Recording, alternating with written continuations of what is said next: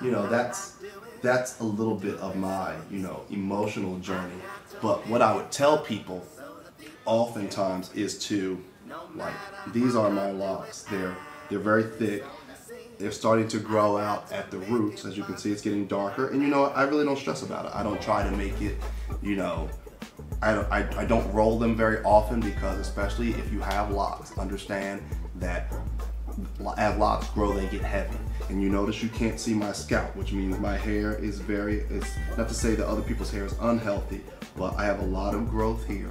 I don't roll these because they're heavy. I roll them occasionally if I'm styling them, but I'm not one of those people that rolls them. I could probably go weeks without rolling them, because I don't want the weight of the lock to be stronger, thicker, denser, heavier than the hair at the root can support, and then thusly I have thinning locks. I have lots of friends who, you know, when this lock culture was getting started, of course it's been around for hundreds of years. You go back to Africa, and then you go back, then you get to, of course, the Jamaican and Rasta culture of wearing locks, and of course, you know, Peter Tosh and Bob Marley and those who really popularized it for our people and our modern culture.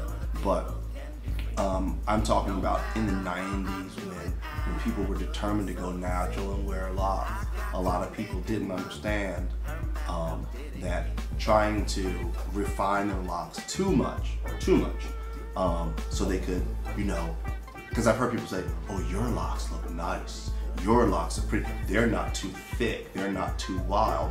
But the fact of the matter is that's true. But when you take a natural hairstyle and become too unnatural with it, you will do things that don't allow your hair to naturally take care of itself, even though it's in its natural state. So I don't roll these too much, and quite frankly, I don't really care much what people think as I go by. Oftentimes, you know, I'll get defensive if I see people like staring at me, like, because I don't know, I'm different, I'm really colloquial. You look at me, I look at you, hey, how's it going, man, what's up? Nice jacket, blah, blah, blah, that's how I am. A lot of people aren't like that. And it took me a while to understand it's my locks, because I forget that it's blonde. I forget that they're thicker than the average bear wears them. I forget that they're not rolled. You know, sometimes I'll have them, you know, I'll just take it and I'll just like tie it up or whatever. And even though to me, this is like a refined way to go about it, you know, to other people, I don't know how this camera works, to other people that's still wild as hell. But, and everybody's like, dude, chill, you're black and you got blonde hair and it's locked. So, you know, they're just checking you out. In general, they say locks are a wash and go hairstyle, and they are. I mean, to do this video, and I'll do another video later where I go into how I got my hair, exactly how I got it this way. But there it is. In leave-in conditioner, this is Jane Carter's solution, revitalizing leave-in conditioner. This is all I did. It's got a lot of water in it. I just sprayed it. That's it. I sprayed it to keep it, you know, moist, and you know, that's it. I know you should, you know, do the wrapping your hair up. I don't even do all that. Sometimes I wrap my hair up. I try to sleep on satin pillowcases, and when the satin pillowcases are dirty, and I don't have any more, I sleep on the cotton. And I get up and I keep my hair moist, and you know, black people have survived a whole bunch of stuff. I think our hair can survive a little dryness. And so I get up, I hit it with that, and I go.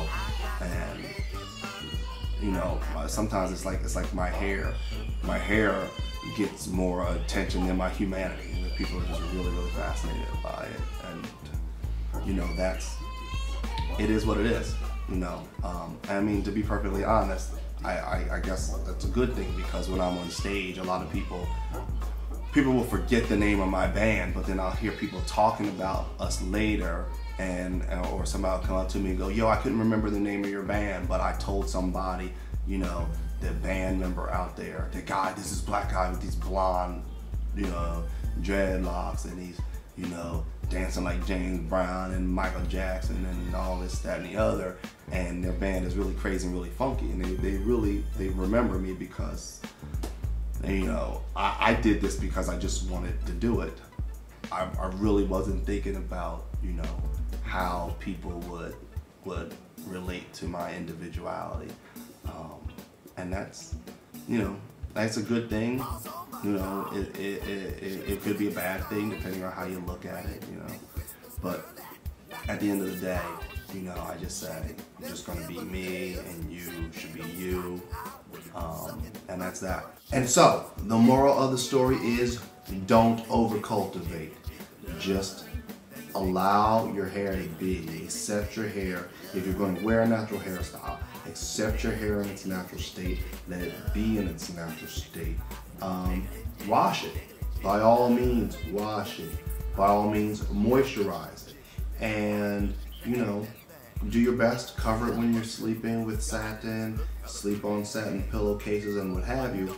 But if you don't, and your hair doesn't remain, you know, just so,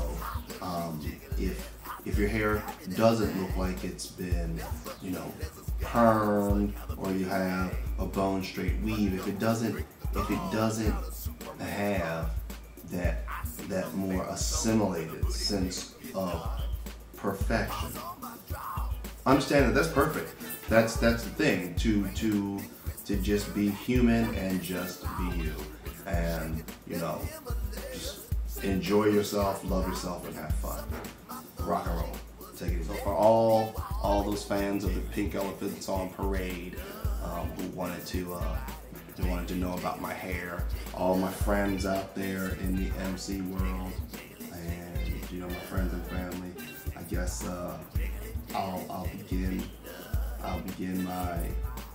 my journey, this YouTube journey, and I'll let you know how things are going for me, and you guys can let me know how things are going for you. Let's take care. There it is. Spock it.